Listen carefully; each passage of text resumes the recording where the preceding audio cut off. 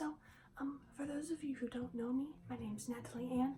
I have a TikTok that focuses on me being autistic. I try and use it to make relatable content for other autistic people, educational content for people who don't know anything, and mess around with trends and stuff. And recently, on one of my videos, I mentioned autistic burnout, and I had a couple of comments asking what it is, or a couple of autistic people, in fact, saying that they never heard of it before. So I was going to film a video about that and post it on my TikTok, but if you don't know, the maximum time you can have on a video is a minute on TikTok, and this is much more than a minute. And while I could post 10 separate parts, I decided that probably wouldn't be a good idea. No one likes to have to sift through a multi-part thing onto it would be too annoying. So here we are. Welcome to my YouTube channel. So here, this entire video, I'm going to talk about autistic burnout. Yay! So let's get into that, shall we? So to get started, what exactly is autistic burnout? Now, I'm sure you've heard burnout somewhere. You'll hear it a lot when people talk about school, especially college. Jaden Animations did an amazing video on just burnout in general. Autistic burnout is very similar. A metaphor I like to use is a computer. Imagine that you have a computer that can only handle a certain amount of input, and it can handle input that's above its maximum for a little bit at a time and still work. But let's say every day for many hours you run it above its maximum input. Eventually the computer is going to break down. It's going to short circuit. That's basically what happens to autistic people. The amount of demands that are required of us day to day are more than we are able to combat. And because of that, our energy just goes kaput and we can't continue to function as normal. Our computer is burnt out. It is damaged, temporarily at least. So there are two things that are the primary causes for burnout. The first of which is a major pivotal change in your life. And I don't mean a changes in oh, you lost your house. I mean changes in typically between infancy and being a toddler, childhood and teenagehood and adulthood.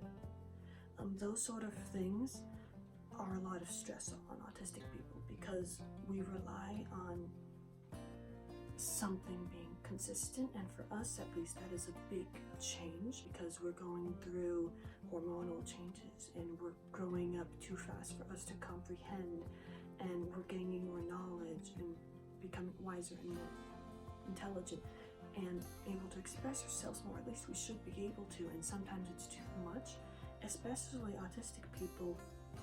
When you're going into toddlerhood or going into teenagehood, you're expected to have a certain level of external communication, and a lot of us are just behind on that. We can't do that at the same level as a neurotypical child. So often around those pivotal times, we are expected to be able to do this, especially if we're undiagnosed, but we can't, and that constant demand can freak us out.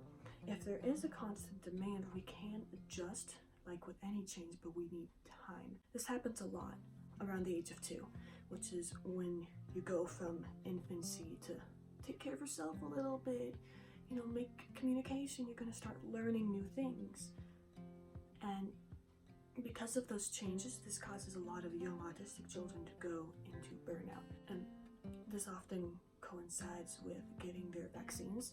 And that has led to the belief among some parents that vaccines cause their children's autism, when in reality, it's some form of burnout. They can't keep up with the change. Neurotypical degrees of same has to have one or two things in common.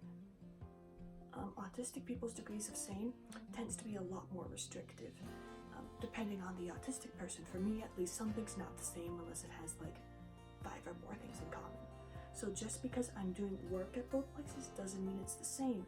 it's a different environment. It's a different environment. At home, I'm allowed to stim. At public, I dare not to. If I'm in public, there's different people. If I'm at home, there's no people. If I'm at school, then I might be able to ask a teacher. If I'm at home, I can't. Those all play a role, and that makes them completely different tasks for us. So if you take that sort of rigidity of what is the same and what is not, and what constitutes change, if you add that in to being expected to do more and being told to do more, and a lot of people don't think it's a big change, it is for us. And having to rewire each of those little tasks that we view as different is a lot of energy, and that causes them to go into burnout. The second cause for burnout is something called masking. So I'll probably do a more in-depth video on masking some other time, but the basics behind it is making yourself appear neurotypical. I am not masking right now. If I'm masking, I do this. I don't look someone in the eye actually. I pretend to, though. I look at their nose or their eyebrows if I can manage anyway. I try my best. But I don't move. I don't stim. And even my voice changes a little bit. So masking is when we are repressing our autistic behaviors, and there's many reasons why we do this, but most of it is for acceptance in society, and that is very draining. And because we're expected to do it every time we're around people, that often means we're expected to do it hours upon hours a day, especially if we're still in school. And all of this energy buildup, a lot of us don't know how to rewind after the end of the day because we're not taught accurate and proper coping mechanisms. We're just taught that, oh, if you act neurotypical, that's good enough for us. That's where a lot of therapies end. So we're wasting all of this energy on looking like something we're not, and it's not being replenished. And eventually, like the computer, we've been going at over max capacity for ages and ages and ages, and it just goes kaput. So that was what causes burnout. But what exactly happens during burnout? Because I've described it, but I haven't really gone into detail. So what happens during burnout? I'm going to go back to the computer analogy. So imagine that your computer has gone kaput. However, it hasn't been completely fried. Some of it still works. So you can run very low energy applications. You can run a basic browser and maybe a calculator, but that's all it can handle. If you try and go above the basic browser and calculator, it's just gonna cause even more damage than the first time. So as time goes on, you're giving it more, and it's able to be like, okay, now I can run 2 browsers. Now I can run this one application, and it's slowly built its way back up to where it began. Now, bringing it back to what autistic people experience, it depends on the person, but in general, we lose the things that require the most energy, and for us, a lot of the times, the thing that is the most energy is making the effort to look neurotypical, to look not autistic. So, one of the things you'll see people complaining about when their children experience burnout at a young age, or when someone has regressed, is they find it harder to make eye contact, they stim more, they look more autistic, but they didn't suddenly get these symptoms. They have returned to their natural state. They go back to what their body wants to do naturally because they don't have the energy to act otherwise.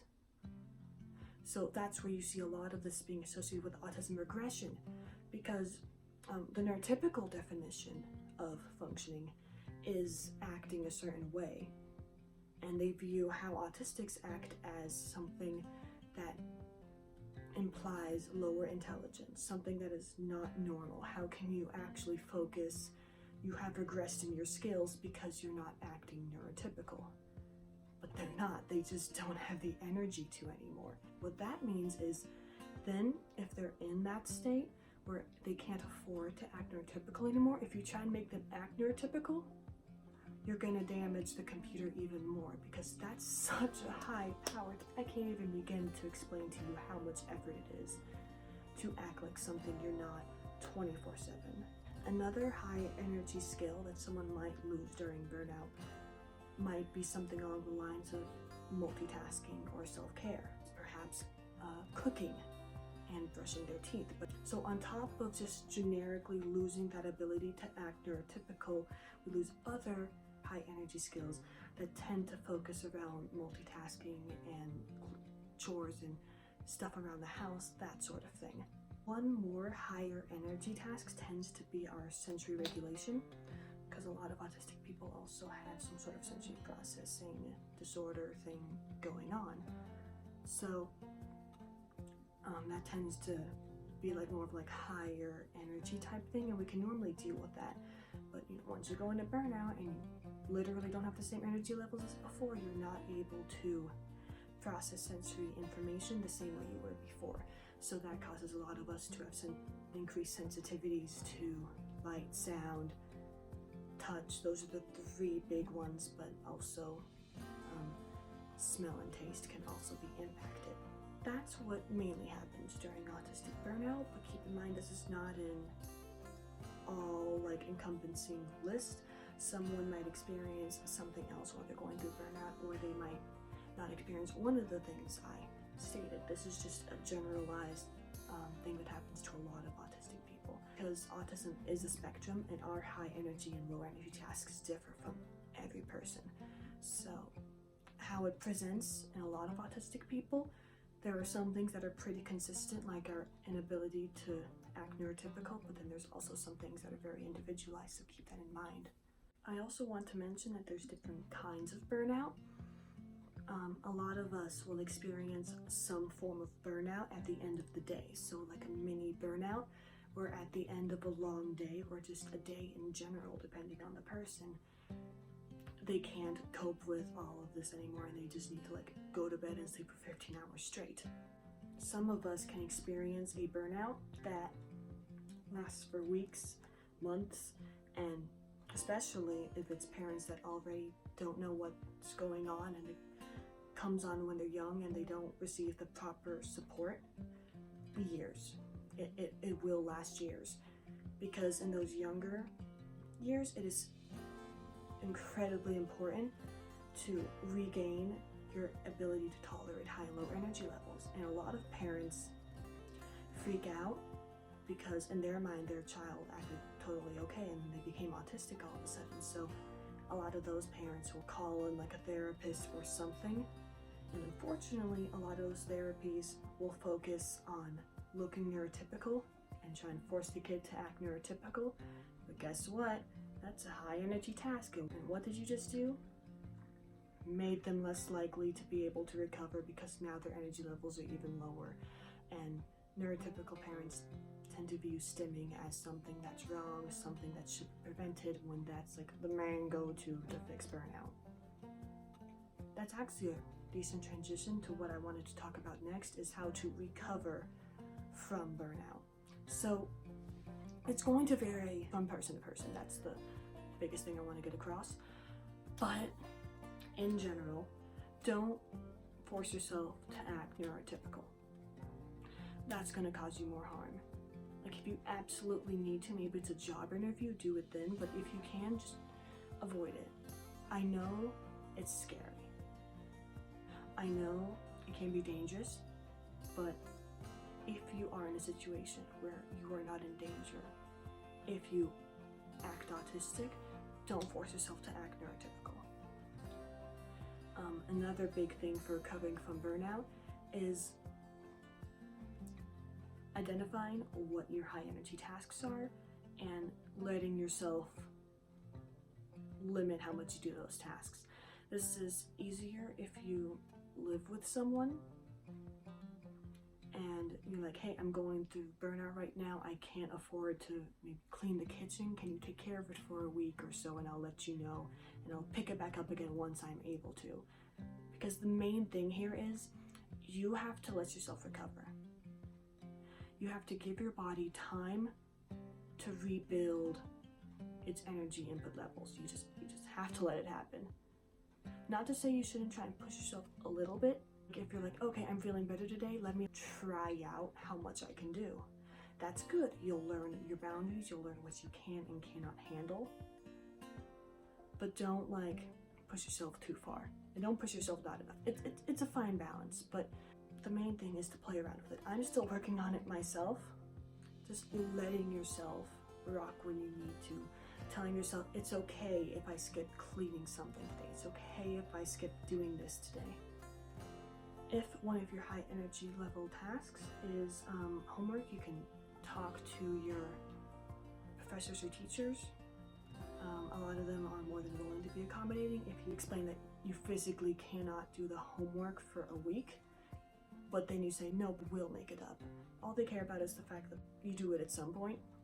And if you explain to them why you can't do it now and that you're going to try really hard once you're able to, they're more willing to accommodate that. And they should accommodate it anyway, especially if a 504. Use that to your advantage. So yeah, just in general, to recover from burnout, let yourself act autistic. Don't make yourself look neurotypical. Don't make yourself do high energy level tasks. Let yourself recover for a couple of days, maybe take a day or two to just lie there, just lay down. If you're in school, maybe take a sick day. Indulge in your special interest. That's something that often helps a lot of autistic people recover, and hyper-focusing on their special interests. Do something you really enjoy. Do something that is low energy for you because you enjoy it so much. I can't tell you exactly how to work on it because I am not you. And one thing I find really annoying with a lot of these autism help blogs, or something along those lines, is they say it in ultimatums. You are going to have a different road than I had when learning how to recover from burnout. If you're a parent, your child is going to have a different road, but follow the same general concepts and tailor it to your child. Autism is incredibly individualized. Everyone experiences it differently. There's a lot of overlap, sure, but there's also a lot of individualism in it. It's going to take a while to figure out what you specifically need, but once you do, you'll be able to recover much faster.